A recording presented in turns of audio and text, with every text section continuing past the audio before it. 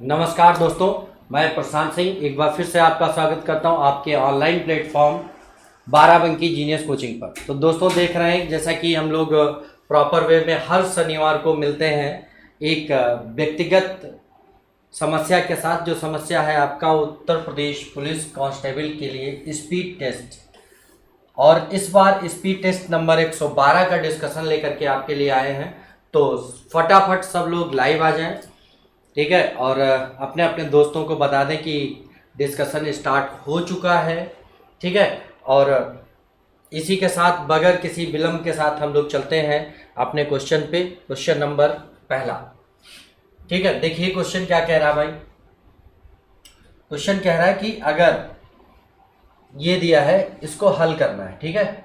ये अब इसको हल कैसे करेंगे, सबसे पहले तो आप जैसे ये लिखा है लास्ट वाला देखते हैं। लिखा है √7 + 4√3, ठीक है। इसमें हम लोग क्या करें, इसको लिखे 7 + 2 √3 × √4 लिख सकते हैं। इस 4 का मतलब 2 है और 2 के साथ गुणा हो जाएगा।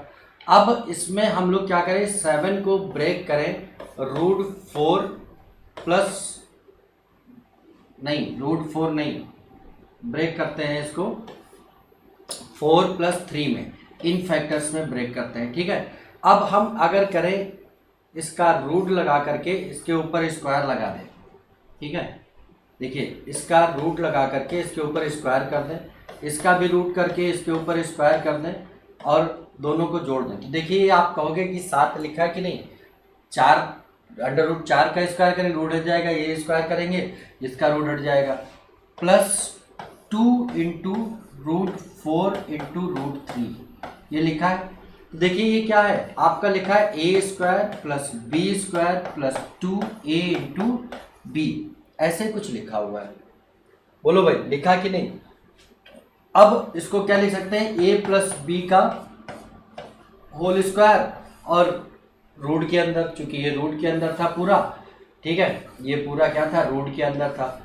तो आप कहोगे स्क्वायर हटा लो रूट हटा लो, तो बचेगा क्या, a + b, ठीक है। यानी कि यहाँ से जो बच रहा है हमारा, यहाँ से हमारा जो बच रहा है 8 × √4 का 2 हो जाएगा और प्लस आपका √3 हो जाएगा, ठीक। अब इसको फिर से करेंगे 2 × 4 को अंदर ले जाएंगे तो कितना हो जाएगा, 16, ठीक है। या एक काम ये भी कर सकते हैं, इसका पहले गुणा कर लें, ठीक है। इसका पहले कर लें गुणा, 8 का 8 दूनी 16 प्लस 8√3, ठीक। फिर इस 8 को, अब इसके ऊपर फिर से एक रूट लगा हुआ है और ये प्लस में इधर 3 था, ठीक, ऐसे लिखा हुआ था, ठीक है। तो 16 और 3 ये कितना हो जाएगा, 16 और 3 19 प्लस इसको लिख सकते हैं 2 और √3 × अब इसको फैक्टर किया 4 और 2 में, तो 4 अंदर जाएगा तो कितना बनेगा, 16, ठीक है। अब इसको क्या लिख सकते हैं भाई, ये देखिए फिर से √16 और प्लस √3 के टर्म में फिर डिवाइड हो जाएगा। जैसे यहाँ पर हमने किया था 4 और 3 में डिवाइड किया था 7 को, ऐसे ही 19 को 16 और 3 में कर लेते हैं। तो यहाँ से अब 16 का ये 4 निकल आएगा और ये बचेगा √3, ठीक है। तो ये यहाँ पर आ गया। अब ये इसकी वैल्यू आ गई यहाँ पर, जैसे -3 प्लस 4 प्लस √3, ठीक। तो ये कैंसिल हो जाएगा, माइनस और प्लस, ये √3 था, ठीक है, कैंसिल हो जाएगा तो बचेगा √4, यानी कि इसकी वैल्यू क्या होगी, 2। तो इसका आंसर आपका 2 हो जाएगा, ठीक है। क्लियर भाई, बताएं आप लोग को समझ आया कि नहीं आया, ठीक है। चाहे तो आप स्क्रीनशॉट ले सकते हैं इसका, ठीक। तो बेहतरीन, बस ये करना था कि ये जो लिखा है इस फॉर्म में इसको ब्रेक करके, और हमें इसको a² + b², इसको a² + b² + 2ab के टर्म में बना लेना था, जिससे कि इसका आराम से स्क्वायर रूट हम लोग निकाल सकें। निकाल लिया। अब चलते हैं इसी के साथ अगले क्वेश्चन पर, देखते हैं अगला क्वेश्चन क्या हो सकता है हमारा। बेहतरीन है, ठीक है। ये दिया है इसका स्क्वायर, इसका ये और ये, यहाँ पर ये थोड़ा सा मिसप्रिंट है भाई, ये 2 लग गया है अंदर में, 2 नहीं होगा, ये 2 नहीं था, ठीक है, यहाँ पर कुछ नहीं होगा, ये मिसप्रिंट है। अब देखिए इसको भी ए स्क्वायर और बी स्क्वायर मिल रहा है, अगर यहाँ से 2ab मिल जाए तो हम कह सकते हैं A square plus B square plus 2ab।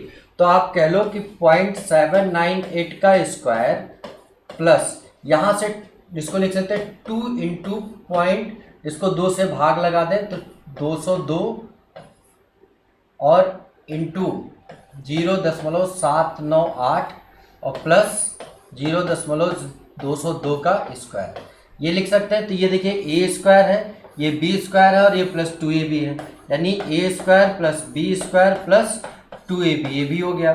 तो यहाँ से भी क्या करोगे, ए प्लस बी का होल, ये रूट में है तो ये क्या लेंगे, ए प्लस बी का होल स्क्वायर, या बचेगा ए प्लस बी, और जहाँ पर ए क्या है आपका ये है और बी क्या है आपका ये है, ठीक है। तो आप कहोगे 0.789 और फिर पॉइंट बी है 202, तो 9 2 11 का 1, ठीक है, और 8 1 9 7 2 9, ये पॉइंट में इतना उत्तर आएगा। ठीक, ऑप्शन भी गलत दे दिए क्या भाई? अच्छा 1 मिनट भाई,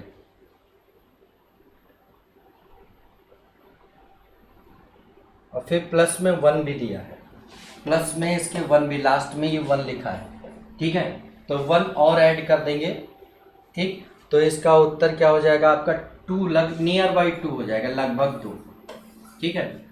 ये अगर माइनस होता, ये देखिए वही मैं सोच रहा था कहीं गलती कर रहा हूँ, मैंने थोड़ी सी गलती करी, यहाँ पर ये नहीं था, ठीक है, तो इसका मतलब ये नहीं आएगा। ए की वैल्यू थी कितनी, 0.798, ठीक, और फिर 0.202, ठीक है। तो इसको जोड़ेंगे 10 9 1 10, 9 1 10 का 0, 7 2 9 1 10 का 0 और 1, यानी 1 + 1 = 2, तो आपका उत्तर हो गया इसका 2 हो गया, ठीक है। चलिए, तो हमने देखिए दोस्तों क्या किया, इसको 2 से भाग लगा करके और 2 के मल्टीपल में लिख लिया 202, ठीक है, पॉइंट में ये, और इसको हल कर लिया तो आपका आंसर आ गया 2, ठीक है। चलते हैं अगले क्वेश्चन पे, अगला क्वेश्चन देखते हैं। क्वेश्चन कह रहा है किसी वृत्ताकार पार्क के चारों ओर एक समान चौड़ाई का पथ बना हुआ है, इस वृत्ताकार पथ की आंतरिक और बाहरी परिधियों का अंतर इतना दिया है, ठीक है। देखिए ये वृत्त है, इसके अंदर एक रास्ता बना हुआ है, आंतरिक त्रिज्या अगर r मान ले तो बाहरी त्रिज्या R मान ले, और इनकी परिधियों का अंतर दिया है, यानी कि परिधि क्या होती है 2 पाई R माइनस 2 पाई r, ये बराबर दिया है 132, ठीक है। तो 2 पाई दोस्तों कॉमन हो जाएगा, r माइनस r बच जाएगा, ये बराबर 132 दिया है, ठीक है। पाई का मान रखेंगे, इसको उधर भेजेंगे तो r माइनस r बराबर 132/2 गुणे पाई का मान 22, ये पाई नीचे जाएगा तो इसको 22/7 कर लेंगे, तो ये 6 बार में कट जाएगा, इससे 3 बार में कट जाएगा, तो 7 त्रिक 21 आ जाएगा, 7 ऊपर चला जाएगा यहाँ 21, यानी कि पूछा क्या है तो उसकी चौड़ाई क्या है, रास्ते की चौड़ाई पूछा था, रास्ते की चौड़ाई यही है, ये r और r का डिफरेंस, ठीक है। तो ये आपका आ गया कितना 21, यानी कि ये भी क्वेश्चन आपका बहुत आसान सा था, ठीक। चलिए अगले क्वेश्चन पर देखते हैं। किसी समचतुर्भुज का परिमाप इतना है, ठीक है। अगर समचतुर्भुज का परिमाप क्या होता है, 4a बराबर 40 दिया तो a बराबर कितना होगा आपका 10, और उसकी ऊंचाई 5 मीटर है, तो उसका क्षेत्रफल, ठीक, ये समचतुर्भुज है आपका, ठीक, इसकी भुजा निकाल ली हमने 10 और इसकी ये ऊंचाई दी है 5, तो इसका क्षेत्रफल तुरंत 10 × 5, अगर किसी भी चतुर्भुज की ऊंचाई पता है तो हम लोग उसके आधार के साथ उसका गुणा लगा दे तो उसका क्षेत्रफल आ जाता है, यानी 50 आ जाएगा क्षेत्रफल, ठीक है। चलते हैं अगले क्वेश्चन पर। 21 सेंटीमीटर भुजा वाले वर्ग के अंदर खींचे जा सकने वाले सबसे बड़े वृत्त का क्षेत्रफल, ठीक, ये देखिए आपका वर्ग है जिसकी भुजा दी है 21, ठीक है। इसके अंदर जो वृत्त खींचा जाएगा भाई वो मैक्सिमम एरिया वाला होगा, बड़े से बड़ा वृत्त। अब इस वृत्त की जो व्यास होगा वो इस वर्ग की भुजा के बराबर होगा, यानी कि 2r बराबर 21। तो r बराबर क्या हो जाएगा, 21/2 हो जाएगा।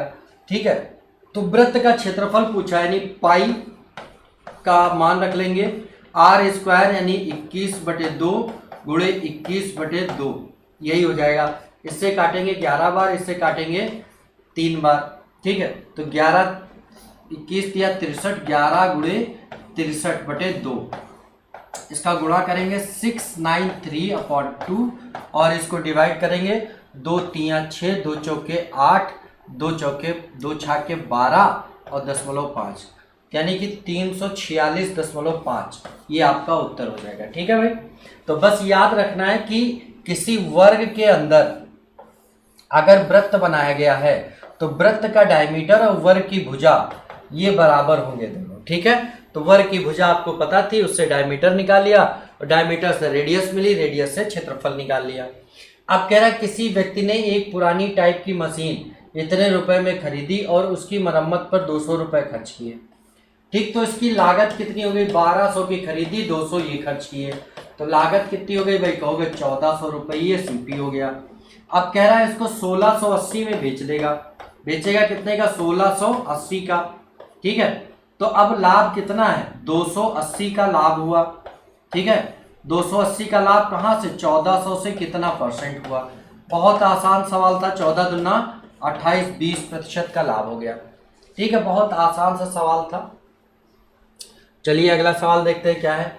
840 रुपये क्रय मूल्य वाली एक वस्तु को 10% के लाभ पर बेचा गया और फिर नए खरीदार ने उसे 5% हानि पर बेच दिया।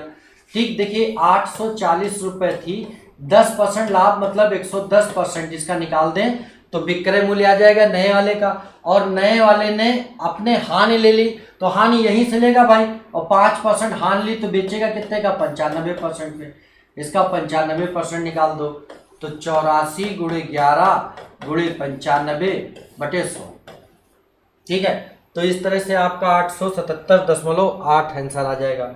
ठीक है, ये आपका हल करेंगे तो ये उत्तर आ जाएगा। ठीक है भाई, बहुत आसान सवाल था। अगला सवाल देखते हैं।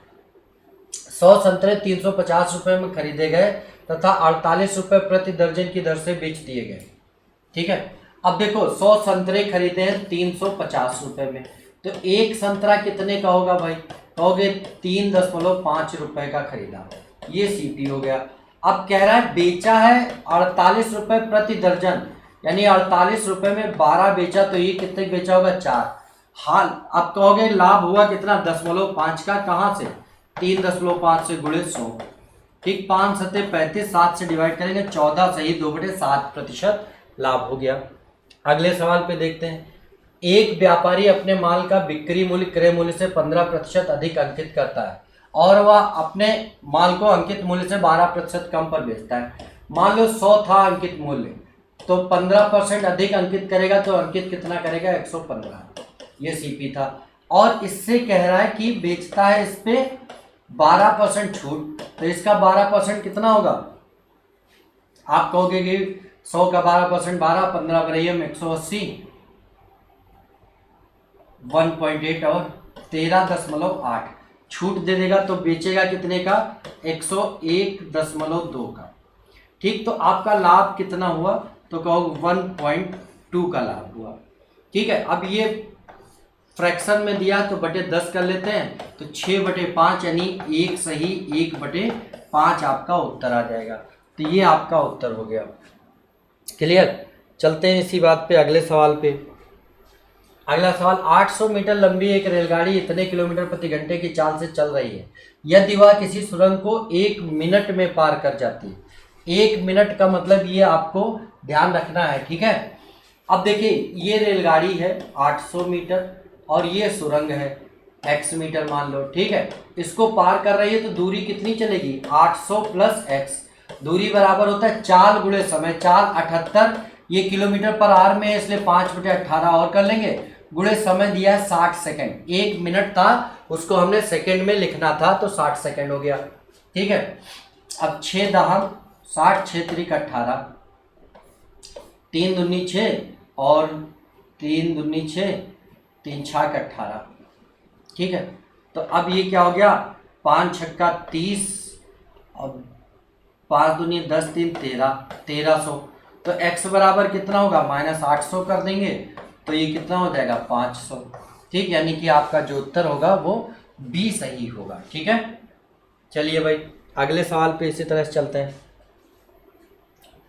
एक व्यक्ति ने कुछ दूरी किलोमीटर चाल से ओहो तय की, यदि वह 3 किलोमीटर प्रति घंटे अधिक चाल से चलता है, दूरी तय करता है तो उसे 40 मिनट कम लगते हैं। कुछ दूरी किसी चाल से तय की, ठीक है, किसी चाल से तय की, यदि वह 3 किलोमीटर प्रति घंटा अधिक चलता। अब देखो यहाँ पर S1 कर दिया 3 किलोमीटर प्रति घंटा अधिक, ठीक है, तो T1 क्या लगा, इसको 40 मिनट यानी बटे 60 कर लेते हैं तो घंटे में आ जाएगा 2/3। ठीक है, अब S2 कह रहा है कि अगर वह 2 किलोमीटर प्रति घंटा कम चलता, ये कम कर लेता, कम ज्यादा से कोई मतलब नहीं, बस इतना ही लिख लो। T2 लगता है 2/3, फिर 40 मिनट, फिर अधिक लगता तो 2/3 लिख लो। अब क्या करना है, सबको एक बार इनको जोड़ो, एक बार इनको जोड़ो, S1 प्लस S2। ठीक है,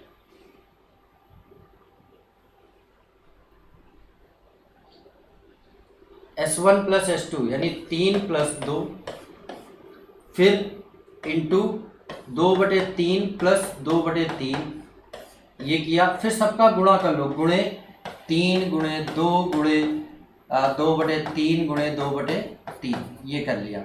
अब बटे में आपको करना है इसका गुणा और इसका गुणा का अंतर, तो 3 गुणे 2/3 माइनस 2 गुणे 2/3 का होल ऑफ स्क्वायर।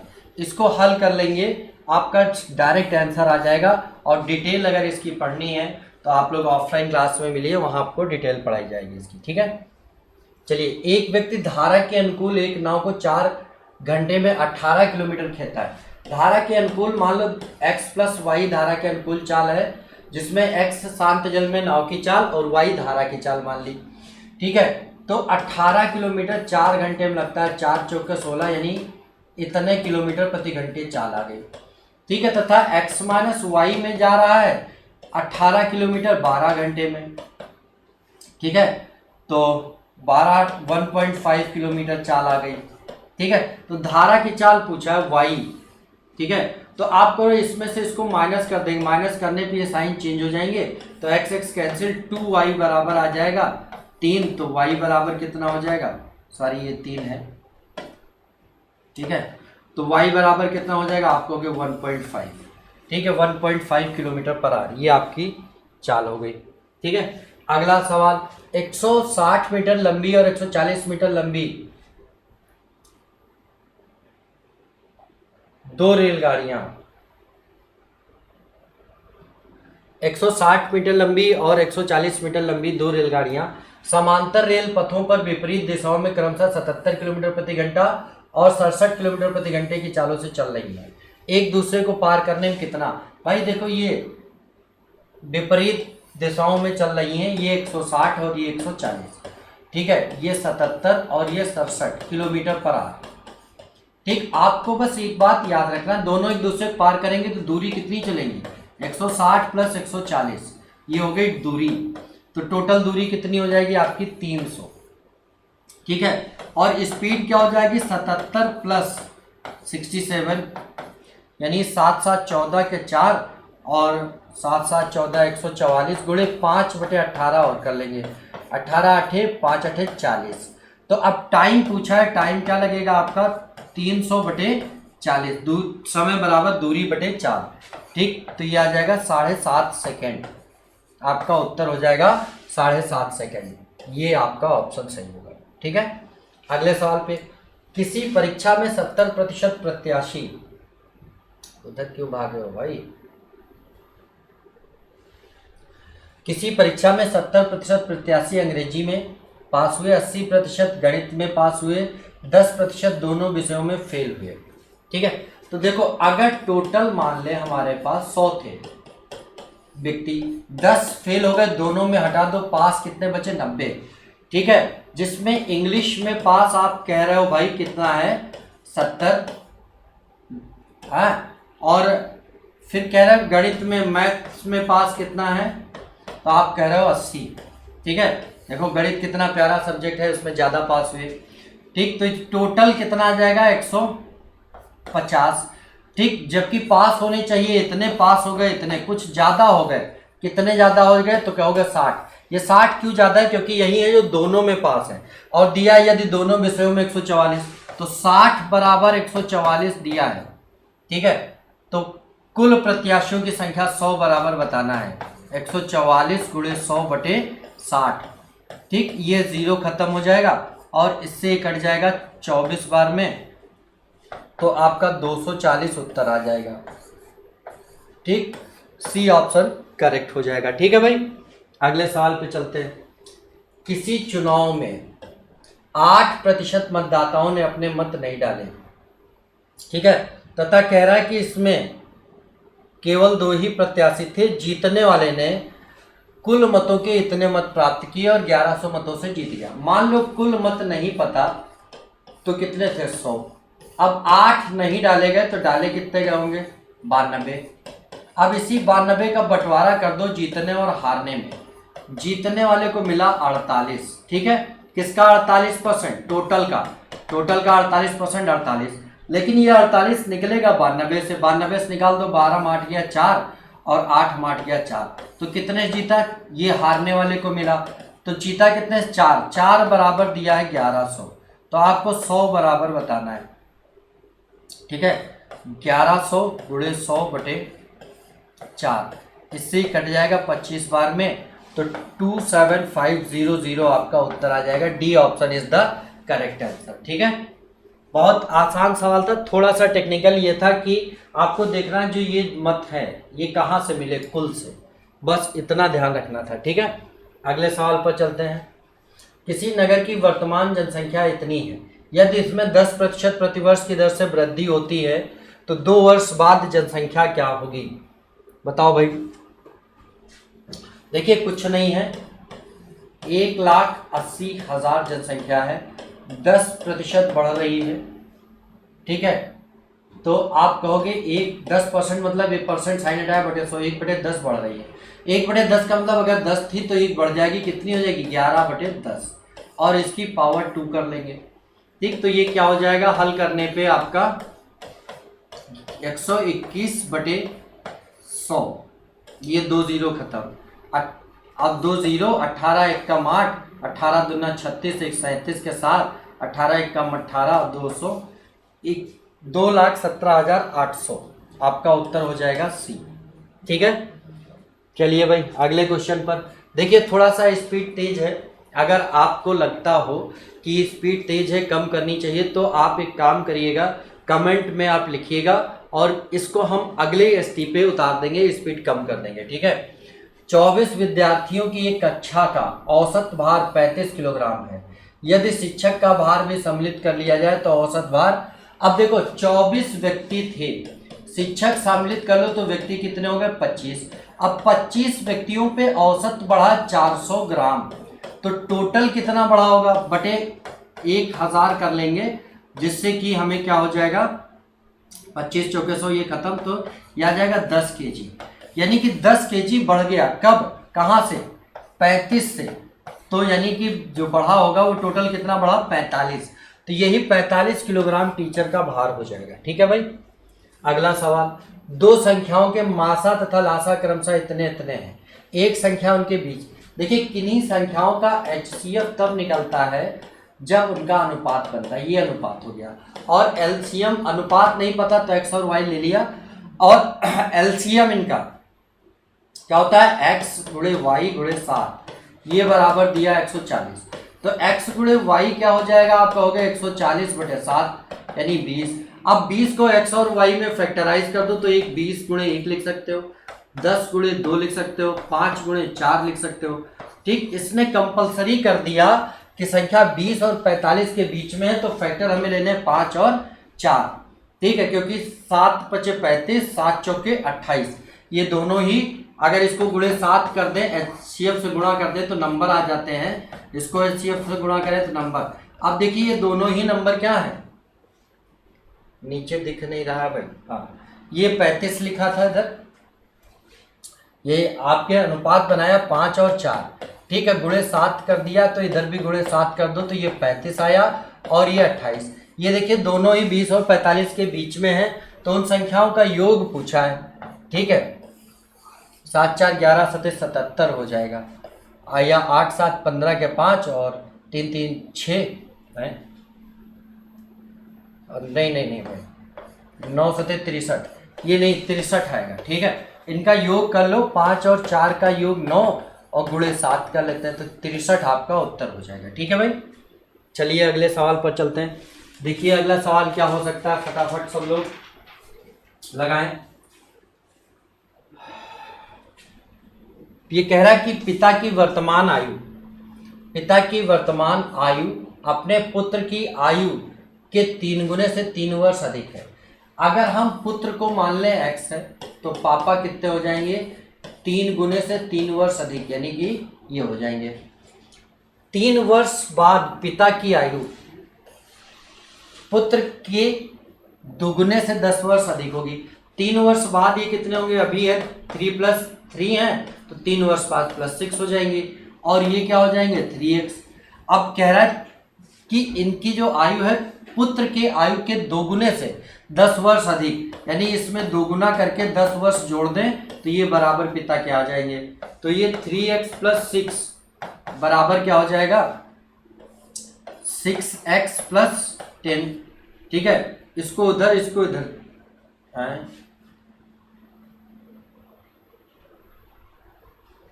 पिता की आयु पुत्र की आयु के दोगुने से 10 वर्ष अधिक होगी, ठीक है। तो सही तो किया भाई।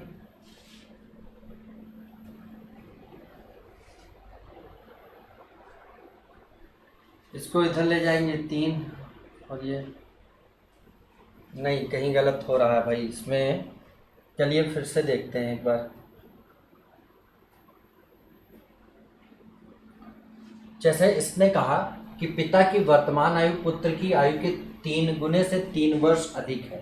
पुत्र अगर x है तो पिता होंगे 3x + 3। फिर कह रहा है 3 वर्ष के पश्चात, हाँ देखिए गलती कहाँ, ये 3 वर्ष पश्चात ये होंगे और ये x + 3 होंगे। अब इनके दोगुने में अगर 10 जोड़ दें तो ये इसके बराबर हो जाएगा, यानी 3x + 6 बराबर 2x + 3 दूनी 6 और 10 16, ये आ जाएगा 2 इधर तो ये x बराबर कितना हो जाएगा 10, ठीक है। ये आपका x बराबर 10।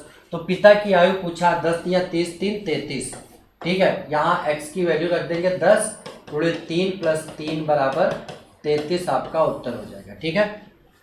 चलिए भाई अगले सवाल पर चलते हैं। कुछ लड़कों ने अकाल राहत फंड के लिए 400 रुपये जमा किए। प्रत्येक लड़के ने 25 पैसे के उतने सिक्के जमा किए जितने कुल लड़के थे।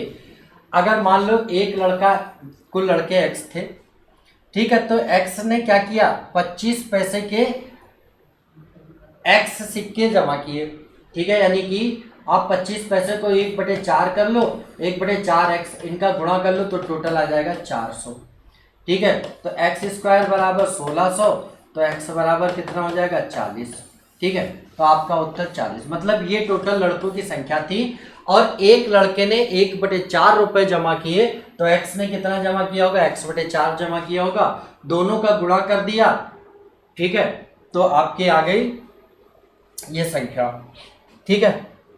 अब आप आगे बढ़ते, किसी बांस के इतने और इतने भाग क्रमशः मिट्टी और पानी में है तथा उनका शेष लंबाई इतने मीटर पानी के ऊपर है, बांस की लंबाई बताएं।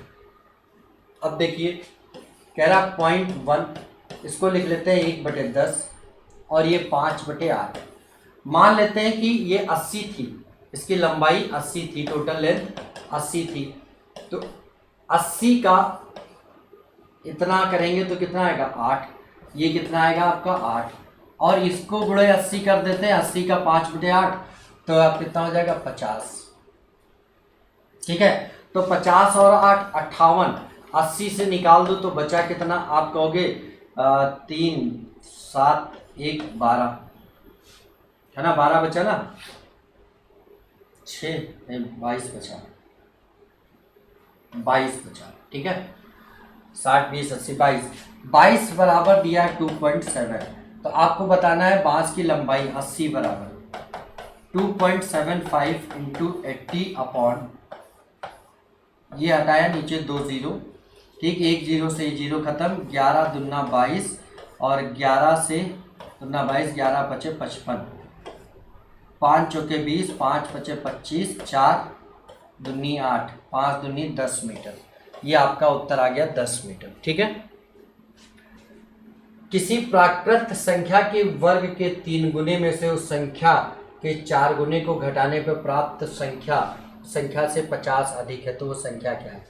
अब कह रहा है किसी प्राकृत संख्या x मान लो, इसके वर्ग के 3 गुना कर दिया, ठीक है, संख्या के 4 गुने को घटा दिया, 4x घटा दिया, तो बराबर प्राप्त संख्या उस संख्या से 50 अधिक है, यानी x प्लस 50 मिला। तो यह आया 3x, इसको इधर ले आएंगे तो ये क्या होगा, माइनस का 5x माइनस 50 बराबर 0। ये आपकी एक क्वाड्रेटिक इक्वेशन बन गई। ठीक है, और इस क्वाड्रेटिक इक्वेशन को हल करना है। ठीक है, और वो संख्या यानी x का मान पूछा है। बताओ भाई x का मान क्या होगा। एक है ना, किसी प्राकृत संख्या के वर्ग किया, उसका 3 गुने में उस संख्या के 4 गुने को घटाने पर प्राप्त संख्या उस संख्या से 50 अधिक है। ये जो संख्या आई इससे 50 अधिक, यानी इसके बराबर। अब इसको हल करना है भाई, इसका इससे गुणा कर लेंगे, 150 आएगा। ठीक, अब 150 के 2 फैक्टर जिनका अंतर 5 हो, तो आप कहोगे कि भाई 15 और 10 ये 2 हो जाएंगे। ठीक, अंतर 5। अब आपको ये फैक्टर मिल गए दोस्तों, इनको दोनों को 3 से भाग लगा दो और साइन, ये पहला माइनस है तो पहले वाले को उठा करके प्लस कर दो, दूसरा माइनस है वो सेम रहेगा। ठीक, तो ये तो हो नहीं सकता, यानी कि ये होगा 15/3 यानी 5 आपका उत्तर हो जाएगा। क्या हो जाएगा, 5 उत्तर हो जाएगा। ठीक है भाई, चलिए अगले सवाल पर देखते हैं। अगला, कितने समय में 1000 रुपए की राशि 20% वार्षिक दर से इतने रुपए हो जाएगी, जबकि ब्याज प्रति छमाही दे है। ठीक है, कुछ नहीं करना है, 1331 हो गई, कहाँ से, 1000 से। ये हम लोग दिख रहा है, ये क्या है, घन है, क्यूब है। ठीक है, क्यूब है कि नहीं, किसी भी संख्या का क्यूब है, ये 10 का क्यूब है और ये 13 का क्यूब है। तो इसका मतलब कि जो नंबर ऑफ कंपाउंडिंग रही होंगी 3 रही होंगी, और छमाही दे है तो वर्ष कितने रहे होंगे, तो आप कहोगे 1.5 वर्ष रहे होंगे। कितने वर्ष रहेंगे भाई, 1.5 वर्ष। ठीक, तो इसका आंसर 1.5 हो जाएगा। और ये हमने ऑफलाइन ऑनलाइन दोनों क्लासों में बेहतरीन तरीके से आपको पढ़ाया है। ठीक है, अगर इस पे आपको कोई दिक्कत लगे तो आप कमेंट के थ्रू बता सकते हैं। इन जिन सवालों पे आपको दिक्कत लगे कमेंट के थ्रू बताइएगा, तो आपको एक अच्छे से उन सवालों के बेसिक कॉन्सेप्ट को डिस्कस करा दिया जाएगा। ठीक है, किसी राशि पर 4% वार्षिक ब्याज की दर से 2 वर्षों के साधारण ब्याज और चक्रवृद्धि ब्याज का अंतर 1 है। अब देखिए 4% से अंतर क्या होगा, ये पिछली क्लास में भी आया था, तो आप तुरंत 4 का स्क्वायर करो 16 और पॉइंट लगा दो, ये परसेंट अंतर आएगा। 0.16% बराबर दिया है आपको 1। ठीक है, तो वह धनराशि यानी 100 बराबर पूछा है। 1 गुणे 100/0.16 और गुणे 100 और कर लेंगे क्योंकि ये पॉइंट हटाएंगे, तो इससे काटेंगे, ये 25 बार में और ये 25 बार में, तो ये आपका उत्तर हो जाएगा 625। C option is the correct answer. ठीक है, चलिए अगले सवाल पे चलते हैं। कौन सी धनराशि साधारण ब्याज पे 5 वर्षों में इतने और 7 वर्षों में इतने रुपए हो जाएगी।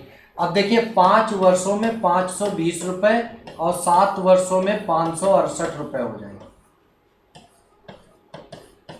ठीक है भाई,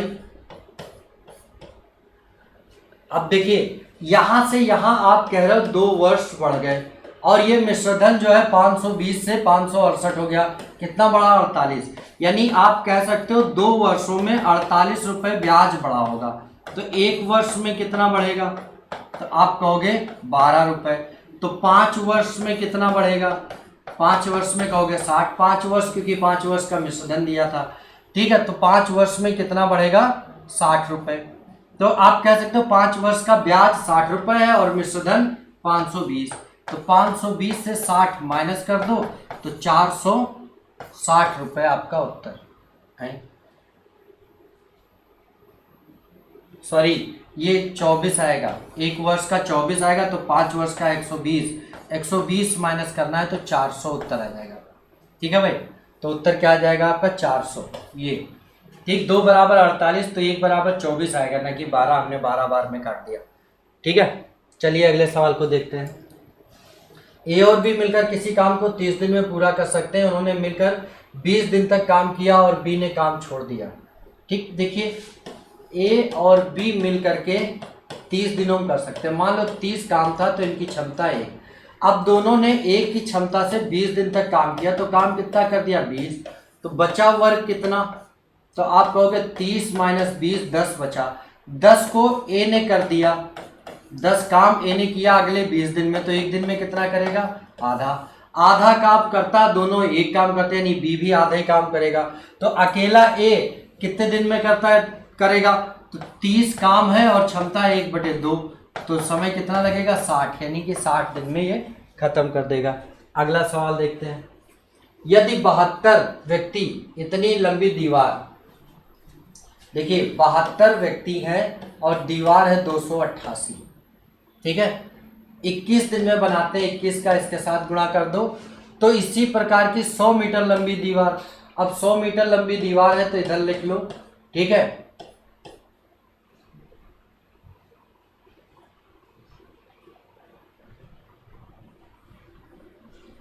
देखिए 100 मीटर लंबी दीवार है तो इधर लिख लिया।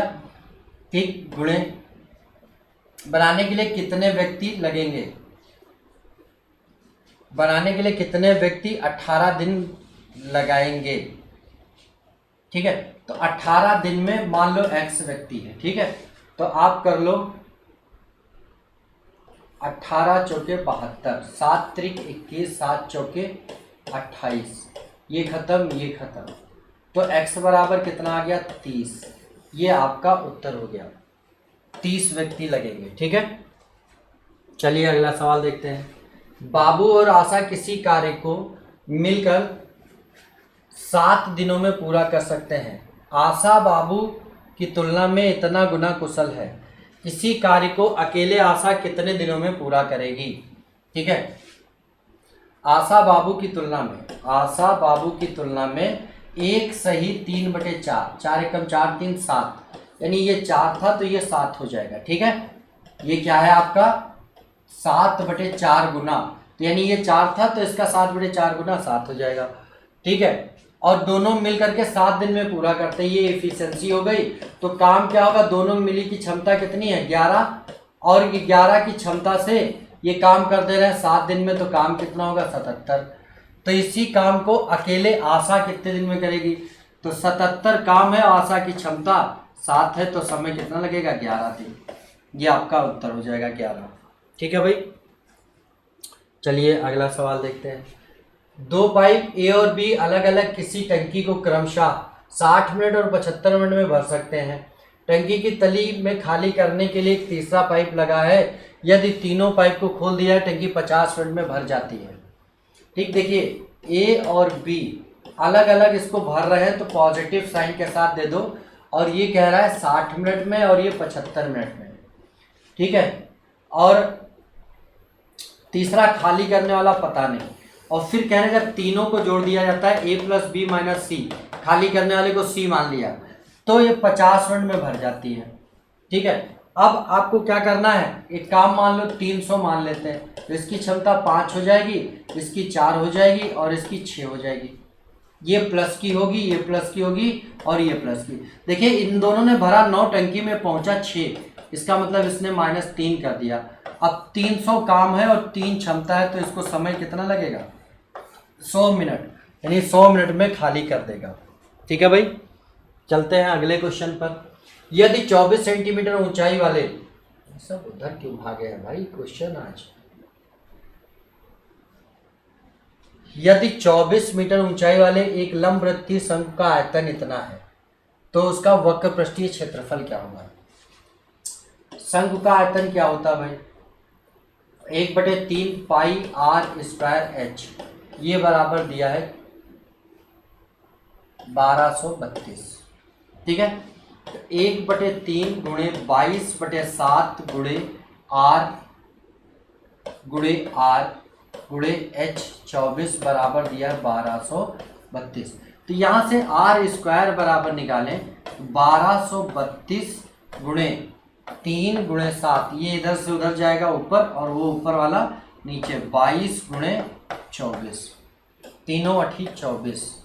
ठीक है, 11 दूना 22, 11 एक नम 11, 11 एक नम 11, 2 13, 11 दूना 22। ठीक है,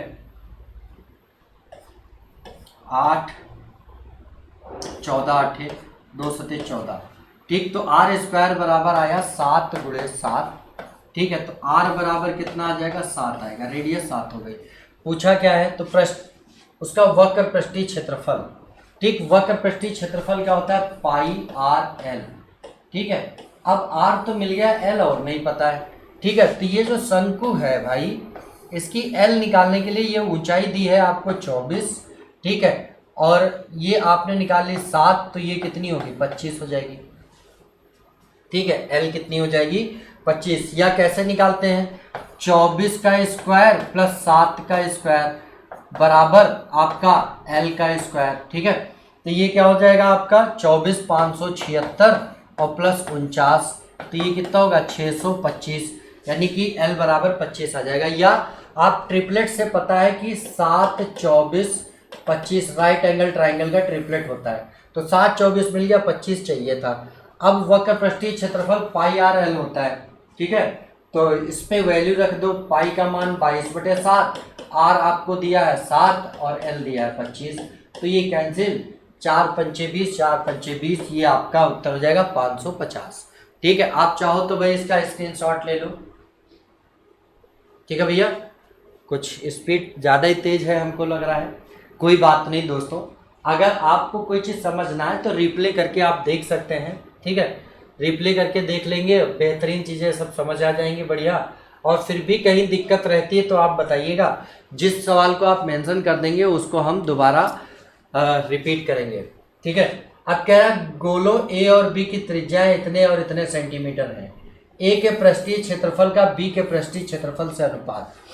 गोले का पृष्ठ क्षेत्रफल क्या होता है भाई, 4 पाई आर स्क्वायर, दूसरे वाले का भाई 4 पाई आर स्क्वायर। अब देखिए ये तो कैंसिल हो जाएगा, यानी यहाँ आर स्क्वायर और आर स्क्वायर का जो अनुपात होगा, तो ये आर 40 है और एक आर 10 है, इनका अनुपात है 4:1, तो इनका जो पृष्ठीय क्षेत्रफल होगा इनका स्क्वायर यानी 16:1 हो जाएगा, ये आपका उत्तर हो जाएगा। ठीक है, क्लियर, मतलब जिस अनुपात में त्रिज्याएं होंगी उसके वर्ग के अनुपात में इनके पृष्ठीय क्षेत्रफल होते हैं। ठीक है भाई, अगला क्वेश्चन पर चलते हैं।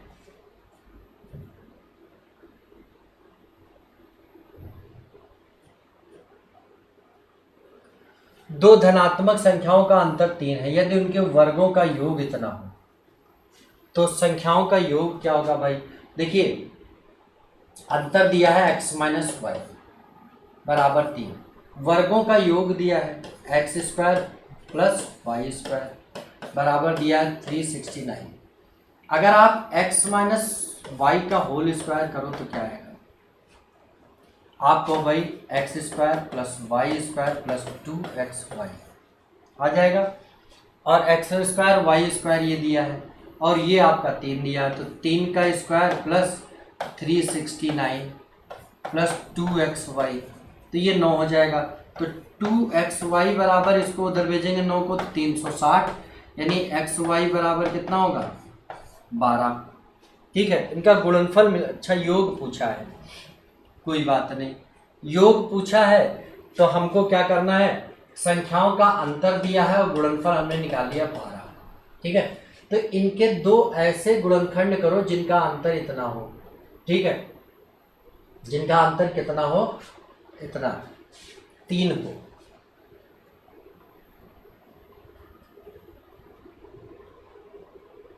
ये 12 नहीं भाई, 120 होगा। ठीक है, 120 के ऐसे दो फैक्टर जिनका अंतर 3 हो। ठीक है, तो 15 और 18 ही आ जाएगा अंतर। 15 नहीं, 15 अट्ठे 120, नहीं नहीं ये नहीं आएगा। इनके ऐसे दो फैक्टर जिनका अंतर 3 हो 120 के, तो फैक्टर करो भाई। 120 के ऐसे दो फैक्टर, 24 पंजे 120 होता है, 15 अट्ठे 120 होता है, ठीक है, और 12 दहम 120 होता है। और क्या हो सकता है?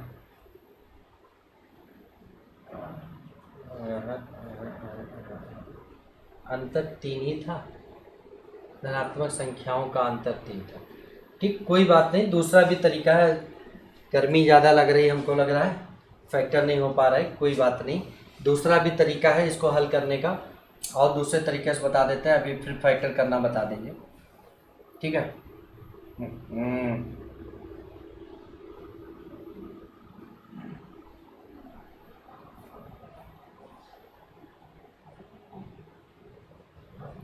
चलिए अभी देखिए अगर हम कहें a प्लस बी का होल ऑफ स्क्वायर करो तो क्या आएगा? A square plus B square plus 2ab, ठीक है। तो अब आपको दिया है a प्लस बी ही पूछा है, और ये दिया है और ये दिया है, ठीक है। तो a प्लस बी का होल ऑफ स्क्वायर आपका हो जाएगा 369 प्लस 12 दूना 240, ठीक। तो ये कितना हो जाएगा? 0 नहीं 9, और 6 4 10 का 0, 3 2 5 और 1 6 609। इसका रूट निकाल देंगे तो आपका उत्तर हो जाएगा, ठीक है। तो उत्तर कितना हो जाएगा? 33 आपका आंसर आ जाएगा, ठीक है। तो 36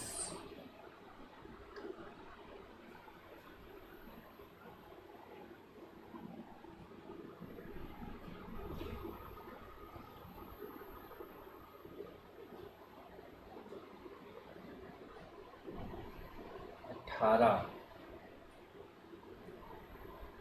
ठीक है भाई, तो इस तरह से भी कर सकते हैं आप। क्लियर भैया? 33 नहीं होगा भाई, कहीं तो गलत हो रहा है भैया, ये क्वेश्चन यार कहीं गलत हो रहा है, कुछ तो गलत है इसमें। रुको जरा एक बार फिर से देखें, ये क्या कह रहा है? दो धनात्मक संख्याओं का अंतर इतना है, दो धनात्मक संख्याओं का अंतर 3 है। मान लो एक संख्या x है और एक y है, तो ये 3 है। फिर कह रहा है उनके वर्गों का योग X square plus Y square बराबर 369 दिया है, ठीक है। तो उन संख्याओं का योग क्या होगा?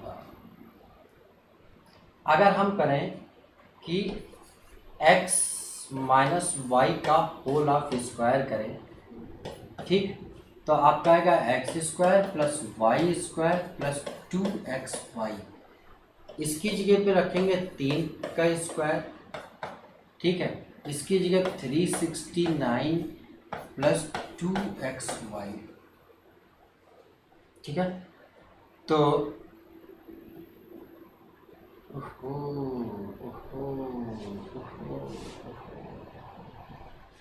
ये माइनस का था भाई, ये माइनस का था, इसको इधर ले आएंगे, प्लस होगा 2xy बराबर 369 माइनस 9 360, 2xy भी मिल गया। अब हमको चाहिए x प्लस वाई का whole of square, X square plus Y square plus 2xy। सब कुछ पता है, ये 369 है और ये कितना है?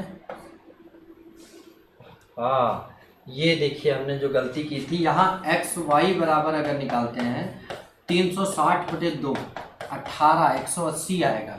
ये मतलब x गुणे वाई 180 आएगा। इसके दो फैक्टर जिनका अंतर ये हो 15 बरहियम 180, यानी कि वो संख्या 15 और 12 होंगी। यहाँ से भी आ जाएगा, ये 360 होगा तो ये 9 हो जाएगा, और 6 6 12 तीन तीन छः एक 729, यानी कि x प्लस वाई बराबर अंडर रूट इतना यानी 27। ठीक है, ये हमने 120 ले लिया था भाई, लास्ट टाइम ये गलती कर दी थी। ठीक है, 120 नहीं होगा। तो हमने जब ये एक्स वाई निकाल लिया 180, इसके ऐसे दो फैक्टर किए जिनका अंतर 3 होगा, तो 15 और 12 मिले, यानी यही संख्याएं हैं, और इनका योग करा तो ये 27 आ गया। ठीक है भाई, चलिए अगले सवाल पर देखते हैं। मान लीजिए 6 अंकों की एक न्यूनतम संख्या n है, जिसे इतने इतने से भाग देने पर प्रत्येक दशा में शेष 2 आता है, तो n के अंकों का योग। अब देखिए, सबसे पहले 4, 6, 10 और 15 से भाग देते हैं। ठीक, तो वो इनसे भाग होने वाली या तो संख्या वह एलसीएम होगी या एलसीएम का गुणज, तो इनका एलसीएम ले लो, कितना हो जाएगा 60।